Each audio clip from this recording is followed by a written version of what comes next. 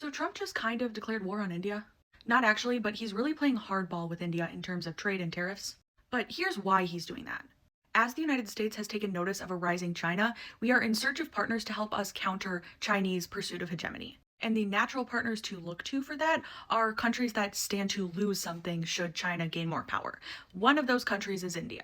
So, over the last few years, the American foreign policy establishment has looked to India as a partner that we could both friendly shore manufacturing to. So, we could have American companies that are currently manufacturing goods in China that have like immense strategic importance, like pharmaceuticals or technology, that they could move their factories from China to India because we're less worried about India being hostile to us. And India could help us counter China in a military capacity because India stands to lose territory should China pursue hegemony. China's already relabeling Indian cities that are within Indian territory with new Chinese names, and they're building a ton of roads and bridges to connect like mainland China to the Tibet, like kind of closed off region. They say they're doing this for economic stimulus and to like build up the country, but those roads could also be used to drive tanks into India. And India is concerned about this. The problem is that historically, India is very closely aligned with Russia. They still buy the majority of their military weapons from France and Russia. So, for instance, when Biden tried to get India to stop purchasing Russian oil because that helps Russia power its war machine against Ukraine,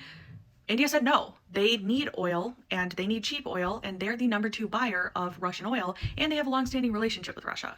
And the Biden administration kind of gave India space to do that, to be kind of neutral. But Trump's not allowing India to stay neutral, it seems. This week, President Trump announced new tariffs on India, both because they did not renegotiate their trade deal with the United States by the August 1st deadline that Trump set, and because they're continuing to purchase Russian oil. So some people are saying that this is going to do irreparable damage to the United States-India relationship.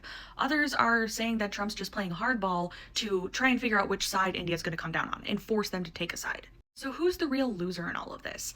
Apple is. Apple announced in the aftermath of Liberation Day that they would friendly shore or move some manufacturing of iPhones to India. And then China completed a trade deal with the United States, which is still being negotiated, but India didn't.